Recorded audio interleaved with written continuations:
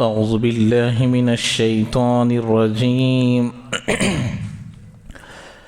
بسم الله الرحمن الرحيم هو الذي يصوركم في الأرحام كيف يشاء لا إله إلا هو العزيز الحكيم هو الذي أنزل عليك الكتاب منه آيات محكمات هن أم الكتاب وأخر متشابهات فأما الذين في قلوبهم زيغ فيتبعون ما تشابه منه ابتغاء الفتنة وابتغاء تأويله وما يعلم تأويله إلا الله والراسخون في العلم يقولون آمنا به كل من عند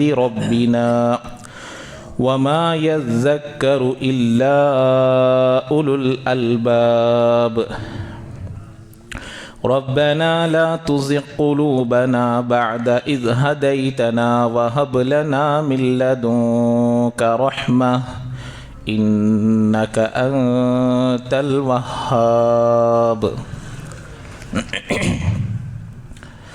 ربنا إنك جامع الناس ليوم لا ريب فيه إن الله لا يخلف الميعاد صدق اللہ العظیم۔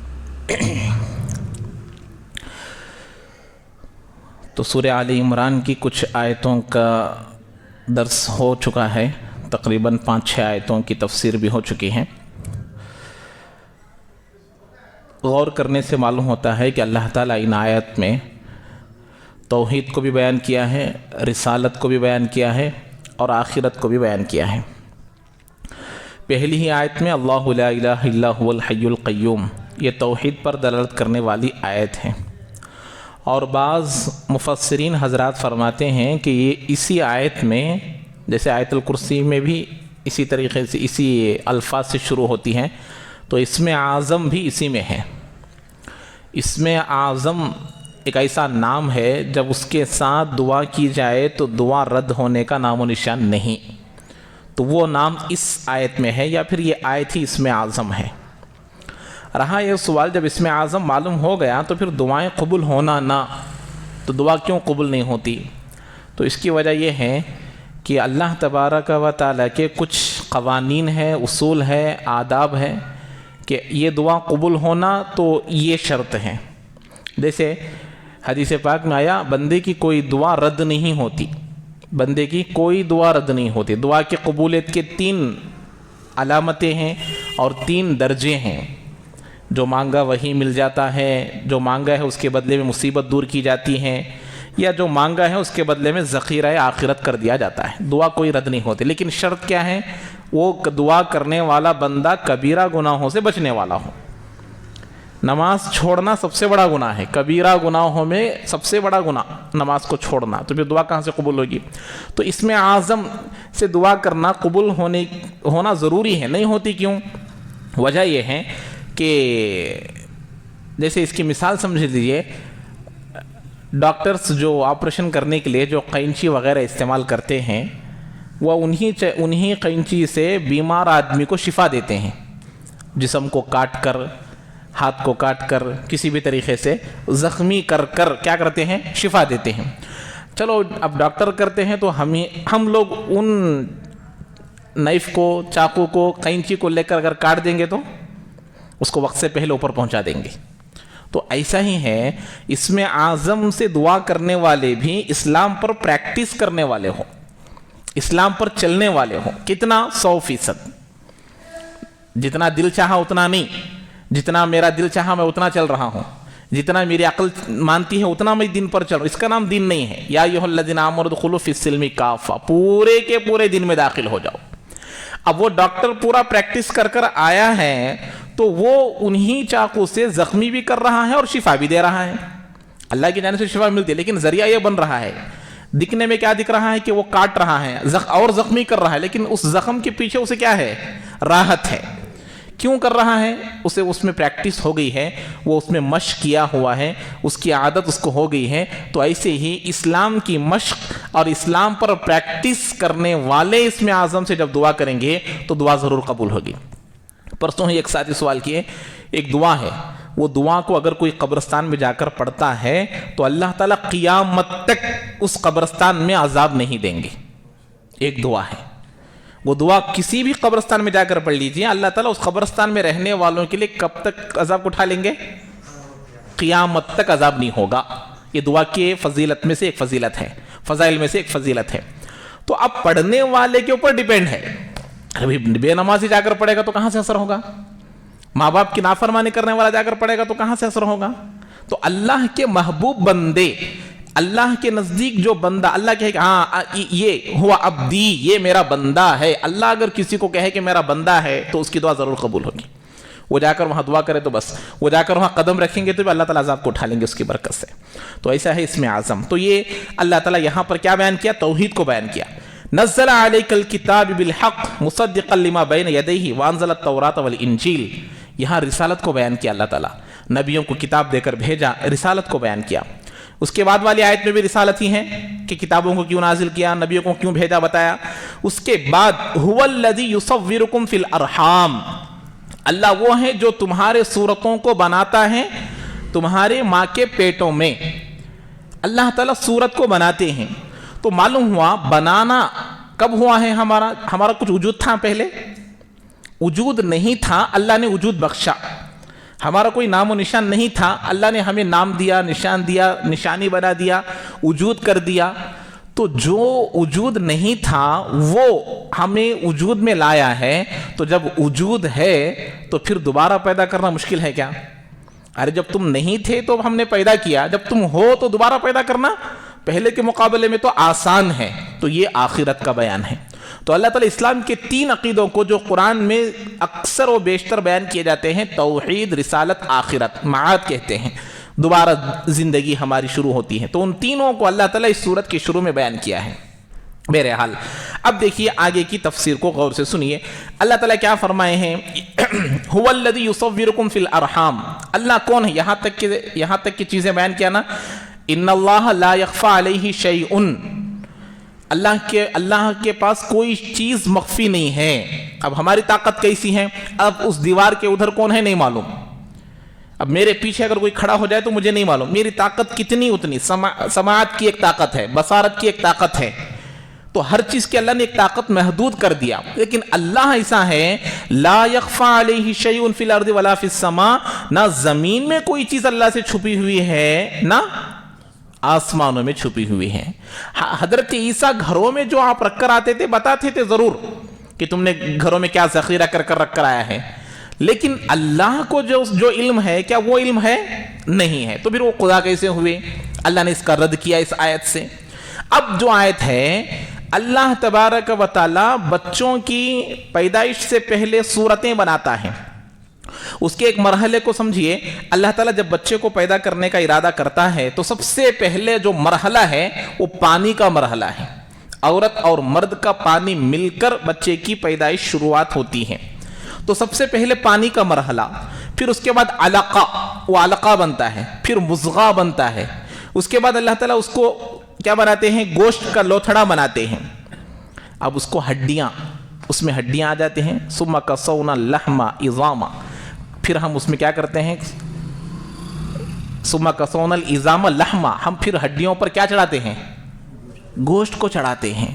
تو اللہ نے ایک سٹیپ کو بیان کیا، پیدا کرنے کی تخلیق کے مراحل کو، پیدا ہونے کے سٹیجز کو بیان کیا۔ تو حضرت عیسیٰ بھی ایسا پیدا ہوئے یا پھر خود بخود ڈائریکٹ پیدا ہو گئے؟ ایسے ہی تو پیدا ہو گئے ہیں۔ تو پھر یہ خدا کیسے بن گئے؟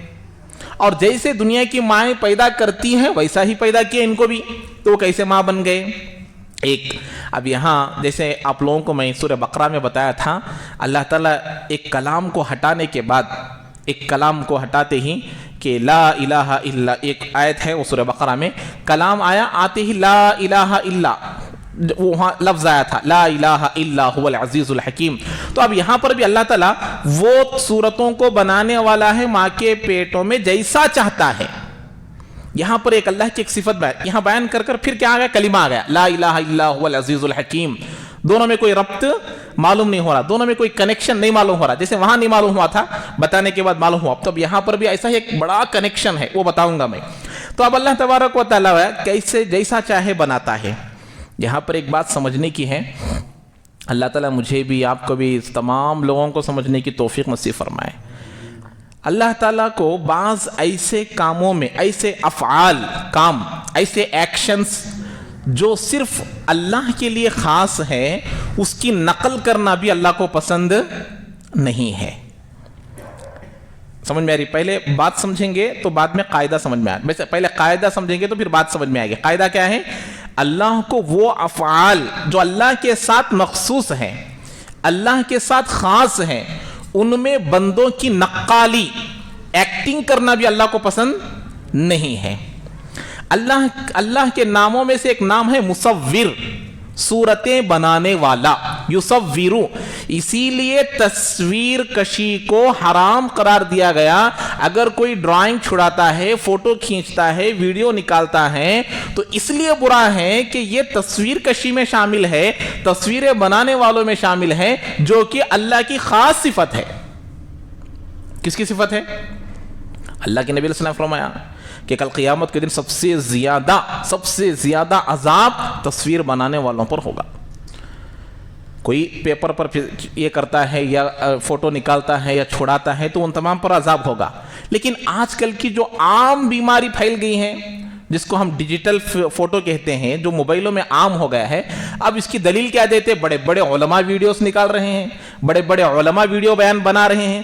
تو دیکھو وہ جو ویڈیوز بنا رہے ہیں، ان کے ویڈیو سے امت کے لیے ایک فائدہ تو ہے، ہو رہا نہیں ہو رہا، پورے دنیا میں ان کی باتیں لیکن ضرورت کے حد تک وہ بنا رہے ہیں. اپنی خواہشات کو پورے کر رہے کیا؟ ارے بھئی کسی جگہ پھرنے گئے ہیں اپنا ویڈیو بنا رہے ہیں، یا شادی محل میں گئے ہیں ویڈیو بنا رہے ہیں، نکاح کے وقت ویڈیو بنا رہے ہیں. نہیں، دلی خواہشات کے لیے استعمال نہیں کر رہے بڑے لوگ، وہ اپنے دینی پیغام. کیونکہ دنیا میں اب کیا ہو گیا ہے، مقابلہ کرنا پڑتا ہے. ورنہ سوشل میڈیا میں ایسے لوگ پیدا ہو گئے ہیں جو مسلمانوں کے نوجوانوں کے عقائد پر حملہ کر رہے ہیں. جیسے انجینئر مرزا کے بارے میں کتنے فالوور؟ تقریباً 36 لاکھ لوگ اس کے فالوورز ہیں. کتنے لوگ؟ 36 لاکھ. 30 پر 6 لاکھ لوگ اس کے فالوورز ہیں. اب پتہ نہیں جو اس کے فالوورز ہیں ان کا ایمان کا کیا جنازہ اٹھ گیا ہوگا، ان کے عقائد کا کیا حال ہوا ہوگا. تو ایسے کچھ علماء ہیں جو اپنے ویڈیوز بیان کے ذریعے سے اس کا رد کر رہے ہیں. تو ایک حد تک ان کے لیے اجازت ہے. تو اب ہم لوگ کیا کر رہے ہیں؟ اس میں تصویر کشی میں اپنے خواہشات کو پورا کرنے میں لگے ہوئے ہیں. ہوا اور ہدا دونوں میں فرق سمجھنا. ہوا دل کے جانب سے، ہدا آسمان کے جانب سے. تو بزرگان دین ہدا کی اتباع کر رہے ہیں اور لوگ ہوا کی اتباع کر رہے ہیں، اسی لیے اس کو منع کیا جاتا ہے. تصویر آج یہ وبا اتنی عام ہو گئی ہے کہ اس کو گناہ سمجھنے کا تصور بھی ختم ہو چکا ہے. اس کو کوئی غلط نہیں سمجھتا، سمجھ رہے؟ کوئی گناہ نہیں سمجھتا. حالانکہ آپ دلیل کسی کی بھی دو، لیکن دین دین ہی ہے. آج بھی دارالعلوم دیوبند کا فتویٰ نکال کر دیکھیے، چاہے وہ ڈیجیٹل فوٹو ہو، چاہے وہ فون میں ہو، چاہے وہ کسی بھی ہو، فوٹو نکالنا ناجائز ہے. پچھلے زمانے میں جب فون وغیرہ نہیں آئے تھے، پاسپورٹ کے لیے، اپنے دستاویزات کے لیے فوٹو نکالنا جائز ہے، ضرورت کے حد تک. نکاحوں میں نکالنا وہ سب ناجائز تھا. اب بھی وہ ایسا ہی ہے، شریعت بدلتی نہیں ہے. تو بہرحال یہ یہاں تو یہ صفت اللہ کی ہے. تو اب جو فوٹو نکالنے والے یا فوٹو کھینچنے والے یا فوٹو بنانے والے ہیں، یہ اللہ کی صفت میں مداخلت کر رہے ہیں، تو اللہ کو پسند نہیں آئے گا. مصور کون ہے؟ اللہ. تو فوٹو کھینچنے والے اللہ کی اس صفت میں داخل ہونا چاہ رہے ہیں تو اللہ کو پسند نہیں آتا. ایک تصویر کا ہوگا. دوسرا متکبر. اللہ تعالیٰ متکبر ہے، کبر والے ہیں. کبر اللہ کے ساتھ خاص ہے. دنیا میں اگر کوئی آدمی لوگوں میں کبر کرتا ہے تو اللہ کو پسند نہیں آتا. مسجود ہے اللہ. اللہ وہ ہے جس کے سامنے سجدہ کیا جاتا ہے. تو دنیا میں کسی کے پاس سجدہ کیا جائے گا تو اللہ کو پسند نہیں ہے. اللہ معبود ہے. تو دنیا میں کسی کو معبود بنا لیا جائے تو اللہ کو پسند نہیں آتا. معبود اللہ ہی ہے، مسجود اللہ ہی ہے، اور خالق اللہ ہی ہے، مصور اللہ ہی ہے، متکبر اللہ ہی ہے. تو ایسے ہی مصور جب اللہ ہی ہے تو اس میں نقالی کرنا اللہ کو پسند نہیں ہے. کبر کے بارے میں آیا، اللہ تعالیٰ کہتے ہیں کہ ردائی، کبر میری چادر ہے.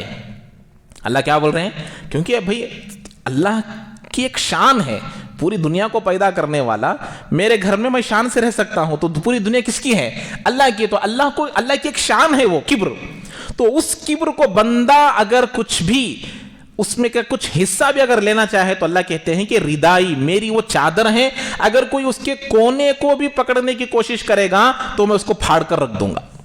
یہ اللہ کا قول ہے, حدیث قدسی ہے. تو اسی لیے ان چیزوں میں ہم لوگوں کو بچنا بہت ضروری ہے. آج یہ وبا ایسی عام ہو گئی ہے کہ کوئی اس کو گناہ نہیں سمجھتا. اللہ حفاظت فرمائے. تو بہرحال یہاں تک جب بات سمجھ میں آ گئی تو دیکھیے, اب اللہ وہ ہے جو تمہاری صورتوں کو بناتا ہے. یہاں ایک بڑی اللہ کی ایک کبریائی, اللہ کی ایک قدرت, اللہ کی ایک وحدانیت بیان کی جا رہی ہے. اللہ تعالیٰ ماں کے پیٹ میں تمام لوگوں کو اب تک پیدا کیا. ابھی دنیا میں 750 کروڑ لوگ زندہ ہے. ایسا بناتا ہے اللہ تعالیٰ کہ ان کے آنکھوں, جس کو آئرس کہتے ہیں, ایک سے دوسرے کو ملتے کیا؟ ماں باپ ایک ہی ہیں, ایک ہی پروڈکشن ہے, لیکن ان کا اللہ ایسا ان کو بناتا ہے کہ ان کے بایومیٹرک ایک دوسرے کو نہیں ملتے. تو یہ اللہ کو پہچاننے کی نشانیاں ہیں کہ بھئی جب ایک باپ ایک ماں سے ہی پیدا ہو رہے تو بھائی بھائی کے دونوں سیم آنا نہیں آ سکتے, کیونکہ اللہ بنانے والا ہے, الگ الگ بنانے والا ہے. تو دکھنے میں سب ایک ہیں. آنکھ دکھنے میں ایک ہے لیکن ایک نہیں ہے. انگلیاں دکھنے میں ایک ہے لیکن ایک نہیں ہے. کیا تمہارے عیسیٰ ایسا پیدا کرنے پر قدرت رکھتے؟ نہیں رکھتے. تو آنکھ الگ ہے, ان کے انگلیوں کے نشان الگ ہے, بایومیٹرک. دیکھو آدھار کارڈ جب بنانے جاتے ہیں تو کیا کیا انگلیوں کی بھی لیتے ہیں, آنکھوں کی بھی لیتے ہیں, اور ہمارے یہ پورے انگلیوں کے وقت کیوں لیتے ہیں؟ تاکہ اسی سے ہم پہچانے جاتے ہیں کہ آدمی کو, کیونکہ شکل میں سیم رہ سکتے ہیں. فوٹو سے ہم لوگ بسا اوقات بڑا بھائی چھوٹے بھائی کی طرح نظر آتا, چھوٹا بھائی بڑے بھائی کی طرح نظر آتا. تو اللہ کہتے ہیں دیکھو ہم نے الگ الگ بنایا ہے. کون؟ یہ تمہاری ماں کے پیٹ میں بنانے والا اللہ ہے. یہاں تک بات سمجھ میں آ گئی. اب آگے سنیے. تو اللہ تعالیٰ بسا اوقات بعض لوگوں کے اندر عیب کے ساتھ پیدا کرتا. اللہ 100% آنکھوں کے ساتھ, کانوں کے ساتھ, پیروں کے ساتھ مکمل انسان ہی پیدا کرتے, لیکن بسا اوقات کسی کو لولا بنا دیتے ہیں, کسی کو پیر کے بغیر پیدا کر دیتے ہیں, کسی کو آنکھ کے بغیر پیدا کر دیتے ہیں, کسی کو کان کے بغیر پیدا کر دیتے ہیں. کیوں؟ اس لیے کہ دنیا میں اچھے لوگوں کو معلوم ہو جائے کہ اللہ تمہیں ایسا پیدا کر سکتا تھا لیکن پیدا نہیں کیا, تاکہ تم شکر گزار بن سکو کہ اللہ نے مجھے اچھا پیدا کیا. اور ایسے حالتوں میں جب ہم ایسے لوگوں کو دیکھیں جس سے ہمارے آنکھوں میں آنسو آ جائے, دل متاثر ہو جائے, جب دعا کرو دعا قبول ہو جائے گی. اللہ کی نعمت کی عظمت, اللہ کی وحدانیت, اللہ کی محبت, اللہ تبارک و تعالیٰ کی محبت جب دل میں بڑھنے لگے تو بندے کے جسم کے بال رونگٹے کھڑے ہوتے ہیں ایک دم. اس وقت دعا مانگو. حضرت یحییٰ علیہ السلام پیدا ہونے کا ذریعہ اسی طرح متاثر ہونا ہے. حضرت زکریا علیہ السلام حضرت مریم علیہ السلام کے پاس آئے, انا لکی ھذا, یہ کہاں سے آئے تمہارے پاس پھل؟ اب تو یہ زمانہ آم کا نہیں, اب تو زمانہ سیب کا نہیں, ایپل کا نہیں, تمہارے پاس کہاں سے آ گیا؟ تو کہا کہ یہ تو اللہ کے جانب سے مجھے ملا ہے. تو حضرت زکریا نے دعا کیا, اے اللہ بے موسم کا پھل دینے پر تو قادر ہے, تو میں بوڑھا ہونے کی حالت میں اولاد دینے پر بھی تو قادر ہے, مجھے اولاد دے دے. اللہ نے یحییٰ علیہ السلام بیٹا دے دیا. تو آج ہم لوگ جب عبرتناک واقعات کچھ دیکھتے ہیں, کوئی مشکلات دیکھتے ہیں, کہ دیکھ کر اللہ کی قدرت سمجھ میں آتی ہے.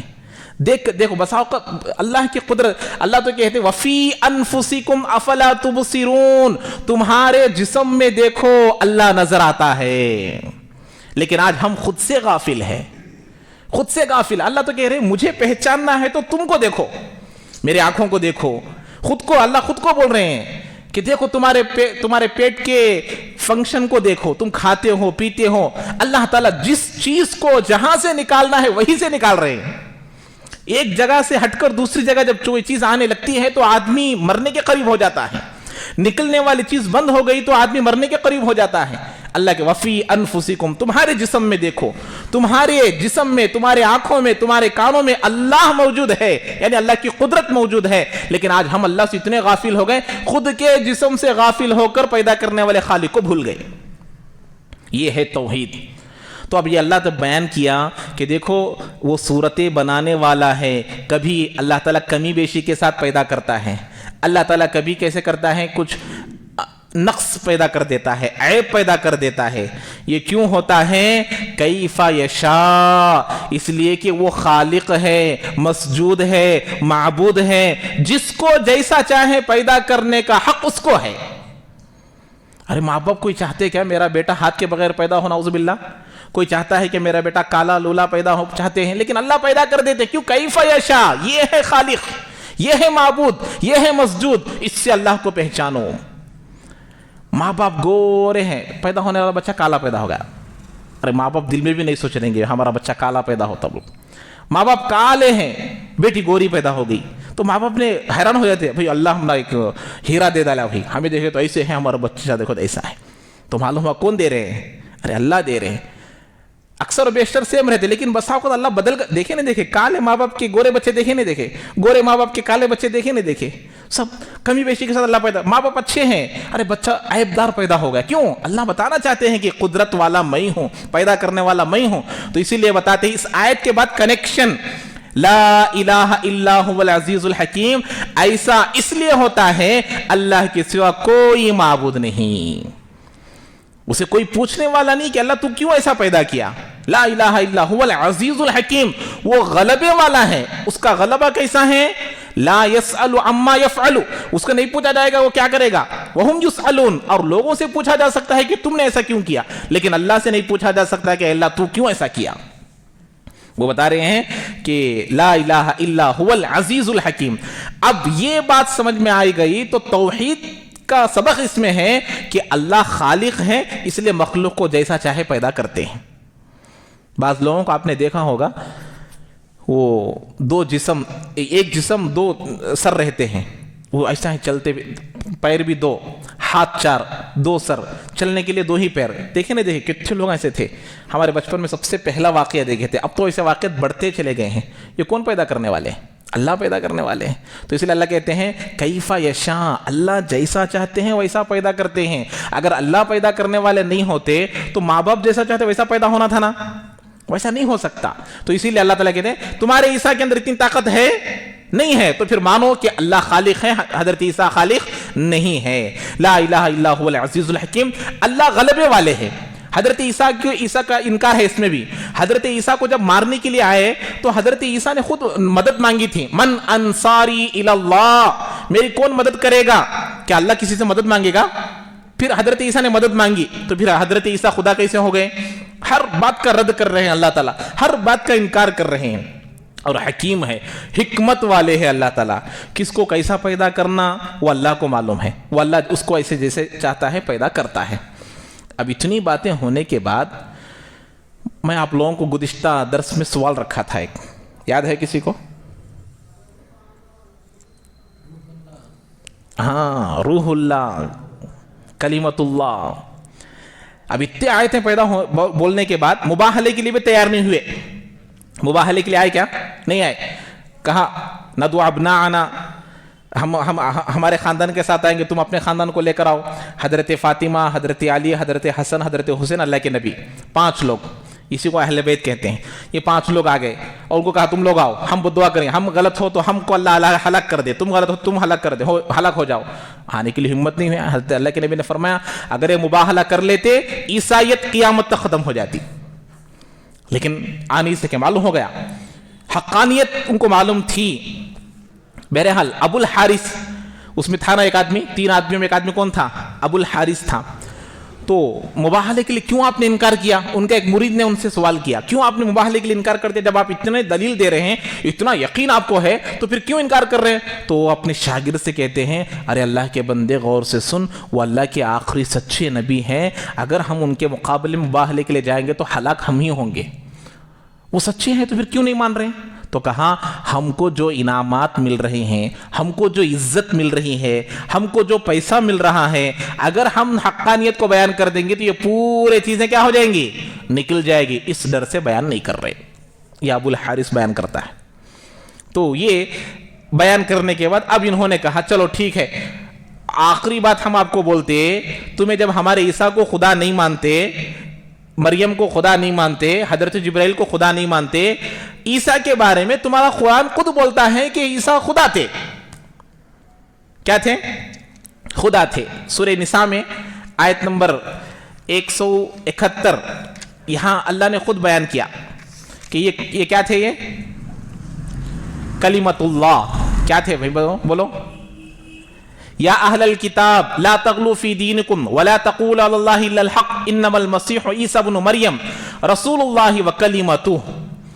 اللہ کے کلمہ تھے یہاں اللہ نے بیان کیا. القاہا الی مریم وروح منہ، اور اللہ کی روح. یہ دو لفظ آ گئے. کہاں ہے یہ؟ سورہ نساء میں ہے. اب اس کا جواب کیا ہے؟ یہ یہاں پر بیان کیا جا رہا ہے. تو اب انہوں نے اتنے باتوں سے نہیں سمجھا تو قرآن سے دلیل دینے آگئے. تمہارا قرآن خود ان کو کلمت اللہ بول رہا، روح اللہ بول رہا، پھر بھی تم لوگ نہیں مانتے. اب اس کا جواب اس آیت میں کیا بول رہے اللہ تعالیٰ؟ دیکھیے، هو الذی انزل علیک الکتاب منہ آیات محکمات ہن ام الکتاب واخر متشابہات. اللہ وہی ہے جس نے آپ پر، نبی علیہ السلام سے مخاطب ہے، آپ پر نازل کیا قرآن کو. ان میں سے بعض آیتیں وہ ہیں جو محکم ہیں، بعض آیتیں وہ ہیں جو محکم ہے، مضبوط ہے. ہن ام الکتاب، وہی کتاب کی اصل ہے. سمجھ میں آ رہی بات؟ قرآن کے آیتوں کو اللہ دو چیزوں میں ڈیوائیڈ کر رہا ہے. فرسٹ ٹائپ کیا ہے؟ محکم، جن پر شریعت کا مدار ہے، قرآن کا مدار ہے، وہی اصل ہے. وَأُخَرُ مُتَشَابِهَاتِ، اور دوسرے کون سی ہیں؟ متشابہات. دو ٹائپس کے قرآن کی آیتیں، ایک محکم، دوسرا متشابہات. اب سمجھیے محکم کسے کہتے ہیں؟ محکم وہ ہے جن کا معنی ترجمہ کر لیا تو سمجھ میں آ گیا، ترجمہ کرے تو سمجھ میں آ گیا. ظاہری معنی واضح ہو، مطلب واضح ہو، مطلب آسان ہو، سمجھنے میں کوئی پریشانی نہیں. پورا دین کا مدار انہی آیتوں پر ہے. ایسی آیتیں ہزاروں کے ہیں، جیسے نماز پڑھو، روزہ رکھو، اللہ ایک ہے، تمام چیزیں کیا ہیں؟ یہ محکم ہے. دوسری آیتیں متشابہ ہیں. متشابہ کے دو ہیں. ایک کیا ہے؟ متشابہ میں پھر دو ٹائپس. پہلے آیتوں کی دو قسمیں، ایک محکم اور متشابہات. محکم وہ جن کا معنی آسانی سے معلوم ہو جاتا. متشابہات کی پھر دو قسمیں، ایک وہ جن کا معنی اللہ کے علاوہ کسی کو نہیں معلوم، جیسے حروف مقطعات، الف لام میم، الف لام را. یہ سب چیزیں قرآن کچھ سورتوں کے شروع میں یہ الفاظ، ان کو حروف مقطعات بولتے ہیں. ان کا معنی اللہ کے علاوہ نہیں معلوم. اللہ اعلم بمرادہ. عربی شروحات میں، عربی تفاسیر میں یہ لکھ کر بعد کیا لکھتے ہیں؟ اللہ اعلم بمرادہ، اللہ ہی ان کی مراد کو جاننے والا ہے. بعض لوگ کہتے ہیں کہ نبی کو معلوم تھا، بعض لوگ کہتے ہیں کہ نبی کو بھی نہیں معلوم تھا. معلوم ہوتا تو بیان کرتے. تو اسی لیے اس سے سکوت ہے، اللہ کے علاوہ کسی کو نہیں معلوم. یہ متشابہات میں سے پہلی قسم. دوسری قسم وہ ہے جن کو محکم آیتوں کے ذریعے سے کچھ سمجھا جا سکتا ہے. کن کے ذریعے سے؟ محکم جو واضح ہے نا، ان آیتوں سے ذرا سمجھا جا سکتا ہے. جیسے اللہ تبارک و تعالی کے بارے میں بیان کیا گیا، استوى علی العرش، اللہ تعالی عرش پر بیٹھیں گے، عرش پر تشریف لائیں گے. تو اب ہمارے دل میں خیال آئے گی، جب ہم تشریف لاتے تو کیا کرتے؟ جسم کے ساتھ آتے اور بیٹھتے ہیں. یوم یکشف عن ساق، اللہ تعالیٰ پنڈلی، یہ پنڈلی کا لفظ اصلا اللہ نے استعمال کیا. بعض جگہ اللہ نے اپنے ہاتھ کو بیان کیا، ید اللہ، اللہ کا ہاتھ. تو کیا اللہ کو ہاتھ ہے؟ اللہ تعالیٰ عرش پر بیٹھیں گے تو جسم ہوگا. تو یہ ایسے معنی ہیں کہ ان کو محکم آیتوں کے ذریعے سے سمجھا جا سکتا ہے، لیکن پورے طور پر نہیں سمجھ میں آتا. تو کچھ معنی سمجھ میں آتا، بعض آیتوں کا کچھ بھی سمجھ میں نہیں آتا. تو ان آیتوں کے بارے میں امام مالک رحمۃ اللہ علیہ کا قول ہے، الایمان بہ واجب، ایسے آیتوں پر ایمان لانا واجب ہے. سمجھ میں آ رہی بات؟ الایمان بہ واجب والسؤال عنہ بدعۃ، اس کے بارے میں سوال کرنا بدعت ہے. وکیفیتہ مجہول، اس کی کیفیت مجہول ہے، نہیں معلوم. قیامت کے دن ہی دیکھنا پڑے گا کہ وہ کیا حال میں ہوں گے. لیس کمثلہ شیء، اللہ نے بیان کیا کہ اس کے جیسی کوئی چیز نہیں.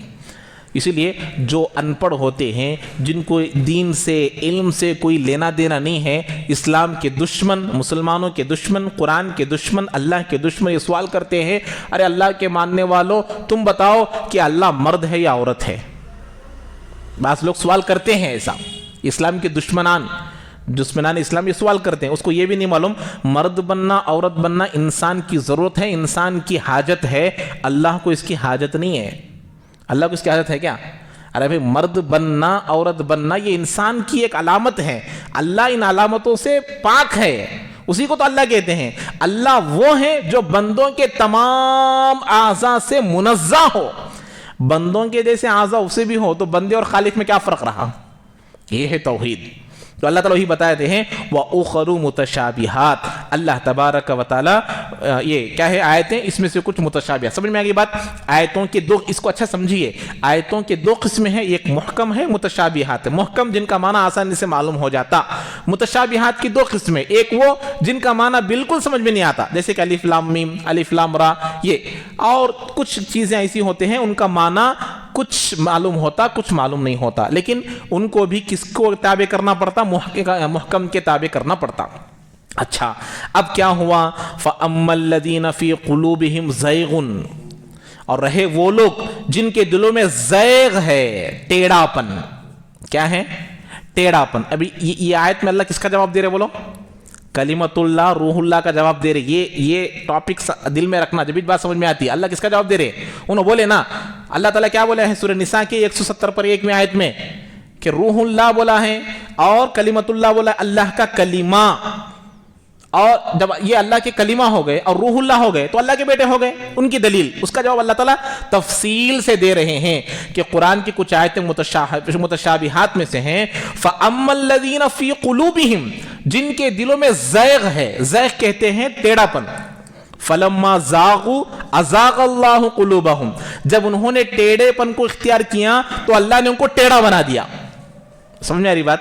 جب بندہ برا بننے کے راستے پر چلے جاتا تو اللہ تعالیٰ اسے اور برا بنا دیتا ہے، جان کر بھی جو برا بننا چاہتا ہے اللہ اسے کیا کرتا؟ اور برا بنا دیتے ہیں۔ وہی آیت اللہ نے سورہ صف میں فرمایا، فَلَمَّا زَاغُوا، جب انہوں نے ٹیڑھا پن اختیار کیا، أَزَاغَ اللَّهُ قُلُوبَهُمْ، ان کے دلوں کو اللہ نے اور ٹیڑھا بنا دیا۔ وہ اتنا ٹیڑھا ہوئے تھے، اللہ نے ان کو اور ٹیڑھا بنا دیا۔ یہ معنی ہے اس میں۔ تو اللہ تعالیٰ فرماتے ہیں زیغن، جن کے دلوں میں ٹیڑھا پن ہے نا، وہ کیا کرتے ہیں؟ فَيَتَّبِعُونَ مَا تَشَابَهَ مِنْهُ ابْتِغَاءَ الْفِتْنَةِ، وہ متشابہات آیتوں کی تابع داری کرتے ہیں، ان کی اتباع کرتے ہیں۔ کون سی آیتوں کے پیچھے جاتے ہیں نو؟ متشابہات۔ حالانکہ ان آیتوں کے پیچھے جانے کی ضرورت نہیں ہے۔ کلمت اللہ روح اللہ انہی آیت میں سے ہیں۔ کس میں سے ہے وہ آیتیں؟ متشابہات میں سے ہیں۔ کلمت اللہ کا مطلب ہے لفظ کن سے پیدا ہوئے۔ کلمت اللہ کا مطلب کیا ہے؟ لفظ کن، اللہ بولتے ہیں ہو جا تو ہو جاتے ہیں، تو وہ لفظ سے پیدا ہوئے، یہ مطلب ہے۔ اور روح منہ، روح اللہ کا مطلب کیا؟ اللہ نے ایک جگہ سورہ ہجر میں اس کا جواب دیا، جیسے حضرت کیا کہتے ہیں آدم علیہ السلام کے بارے میں اللہ نے فرمایا فَإِذَا سَوَّيْتُهُ، جب میں حضرت آدم کو پورے طور پر پیدا کر دوں، وَنَفَخْتُ فِيهِ مِن رُوحِي، اور پھر میں نے ان کے جسم میں روح پھونک دوں، فَقَعُوا لَهُ سَاجِدِينَ، تو تم سب لوگ سجدے میں گر جاؤ۔ حضرت آدم کو بھی اللہ نے یہی لفظ استعمال کیا، تو کہ حضرت آدم بھی اللہ کے بیٹے ہو گئے؟ ارے بیٹے ہو گئے کیا؟ نہیں ہوئے۔ تو اللہ سورہ ہجر میں اس کا جواب دیا۔ تو یہی فرماتے ہیں یہ لوگ کیا کرتے ہیں؟ ایسے آیتوں کی تابعداری کرتے ہیں۔ ما تشابہ منہ، کیوں کرتے ہیں؟ ابتغاء الفتنہ، فتنہ پھیلانے کے لیے۔ اب بتائیں نا، ابو الحارث کیا بولا؟ اگر بولیں گے تو کیا ہو جائے گا؟ ہماری عزت، ہماری شوکت، ہماری مالداری، ہمارے عہدے چلے جائیں گے۔ وابتغاء تاویلی، اور ان کے تاویلات کو چاہتے ہوئے فتنے کو پھیلانے کے پیچھے پڑ جاتے ہیں۔ اب آگے اللہ فرماتے ہیں وَمَا يَعْلَمُ تَأْوِيلَهُ إِلَّا اللَّهُ، ایسے آیتوں کا مطلب، ایسے آیتوں کی تعویل اللہ کے علاوہ، اور بولو اللہ کے علاوہ کوئی نہیں جانتا۔ یہاں پر یہ آیت ہونے کے بعد یہاں پر میم ہے، کیا ہے؟ نورانی قاعدے میں آپ لوگوں نے دیکھا ہوگا وقف کے قاعدے، میم آئے گا تو وقف لازم، وہاں ٹھہرنا ضروری ہے۔ تو یہاں ٹھہرنا ان قراء کے نزدیک، ان ائمہ کے نزدیک جو یہ کہتے ہیں کہ متشابہات کا علم اللہ کے علاوہ کسی کو نہیں، تو یہاں کیا کرنا؟ رکنا ضروری۔ اس کے بعد والا جو آیت کا حصہ ہے وہ نیا جملہ، مستانفہ کہتے ہیں، جملہ مستانفہ یعنی کہ کلام پھر شروع ہو رہا، نیا سینٹینس شروع ہو رہا۔ بعض لوگ یہ کہتے ہیں کہ نہیں، یہاں وقف کرنے کی ضرورت نہیں، جائز ہے، وقفے جائز ہے، یعنی کہ جیم آتا ہے، جائز، رک سکتے ہیں، چاہے تو کنٹینیو کر سکتے۔ کیوں؟ اس لیے کہ بعض آیتوں کا علم اللہ تعالیٰ بعض لوگوں کو دیا ہے، جیسے کہ حضرت ابن عباس فرماتے ہیں انا من علم الراسخین، میں علم راسخین میں سے ہوں، وَأَنَا أَعْلَمُ تَأْوِيلَهُ، اور مجھے ان آیتوں کی تعویل معلوم ہے، حضرت ابن عباس فرماتے ہیں۔ تو اس طریقے سے جو لوگ یہ کہتے ہیں کہ متشابہات کا مطلب اللہ تعالیٰ کچھ بندوں پر ظاہر کرتے ہیں، تو ایسے لوگوں کے نزدیک وقف لازم نہیں ہے، کنٹینیو کر سکتے ہیں، لیکن اکثر و بیشتر علماء یہاں رکنے کو ہی لازم پکڑے ہیں، رکنا ضروری ہے، رک کر ہی آگے بڑھنا ہے۔ والراسخون فی العلم، اور جو لوگ علم میں پختگی رکھتے ہیں، علم میں کیا رکھتے؟ پختگی، بڑا گہرا علم، سمندروں جیسا علم رکھتے ہیں، ویسے لوگ کیا کہتے ہیں؟ یقولون آمنا بہ، ہم آیت متشابہات پر بھی ایمان لے کر آئے، محکمات پر بھی ایمان لے کر آئے۔ کیسا؟ متشابہات کے اس معنی پر ایمان لے کر آئے جو معنی اللہ نے لیا ہے۔ کلمت اللہ کا حقیقی معنی کون جانتے؟ اللہ جانتے۔ اب ہم لوگ سمجھ میں آنے کے لیے بولتے ہیں کہ کن، لفظ کن سے پیدا ہوا، کیا یہ مطلب سمجھ میں آتا ہمنا؟ پورا نہیں آتا۔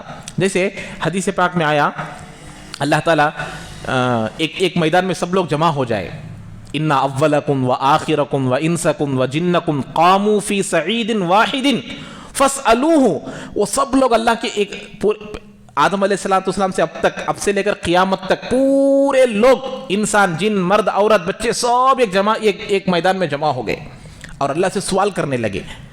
تو پھر اللہ فرماتے ہیں تو فَأَعْتِينِ، ہر ایک کو مسئلتہ، جو اس نے مانگا ہے وہ سب کو دے دیا میں۔ جو آدمی جتنا جو مانگ رہا سب کو سب چیزیں دے دیا۔ تو اللہ تعالیٰ کہتے ہیں ما نقص ذالک من عندی الا اذا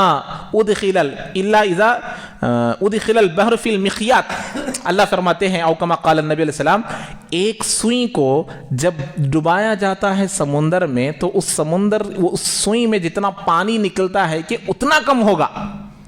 سمجھ میں آ رہی بات؟ پورے لوگ جمع ہو گئے ہیں، ادخل البحر، اللہ کہتے ہیں جب اس سوئی کو سمندر میں ڈبایا جائے تو کتنا پانی نکلا ہے کوئی حساب کر سکتے ہیں؟ کتنا کم ہوا سمندر میں؟ نہیں کر سکتے۔ تو سمجھانے کے لیے بولتے ہیں، تو اسی لیے یہاں کیا بولتے ہیں جو لوگ علم میں پختگی رکھتے ہیں کہ اللہ نے جو معنی لیا ہے اس پر ہم ایمان لے کر آتے ہیں۔ یہ کون لوگ ہیں؟ علم میں پختگی رکھنے والے، صحابہ، ائمہ، مجتہدین، یہ لوگ یہ کہتے ہیں کہ اللہ نے جو معنی لیا ہے ہم ایسا ایمان لے کر آتے ہیں۔ کل من عند ربنا، سب کچھ اللہ کی جانب سے ہے۔ سب کچھ کس کی جانب سے ہے؟ اللہ کی جانب سے ہے۔ متشابہات بھی اللہ کی جانب سے ہیں، اس کا معنی بھی اللہ کی جانب سے، محکمات بھی اللہ کی جانب سے ہیں، اس کا معنی بھی اللہ کی جانب سے ہے۔ وما یذکر الا اولو الالباب، لیکن اس بات کو سمجھ نہیں پائیں گے عقل والے ہی، اس بات کو نہیں سمجھ پائیں گے مگر کون سمجھیں گے؟ عقل والے ہی۔ والراسخون، اس آیت کا شروعات والراسخون، علم میں پختگی رکھنے والے، آخر میں عقل رکھنے والے۔ علم اور عقل صحیح ہو وہی لوگ صحیح بات سمجھ پائیں گے، اس میں دو میں سے کوئی بھی کمی ہو جائے بات مطلب نہیں سمجھ پائیں گے۔ ابھی 2 آیتیں باقی رہ گئی ہے، وقت بھی ہو گیا ہے، تو اس کو انشاءاللہ اگلے درس میں بیان کروں گا۔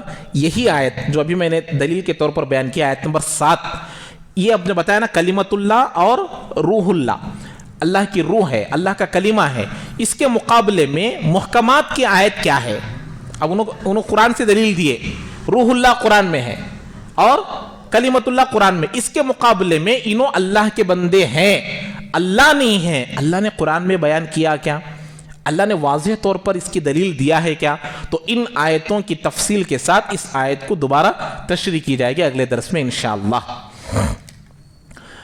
دوسری بات یہ ہے، جیسا کہ آپ تمام حضرات کو معلوم ہے کہ محبوب العلماء حضرت مولانا پیر ذوالفقار احمد صاحب نقشبندی نور اللہ مرقدہ کا انتقال ہو گیا ہے۔ ایک ایسی ہستی تھی جو باقاعدہ تصوف کیا ہے امت کو جو سمجھائے ہیں، حضرت سمجھائے۔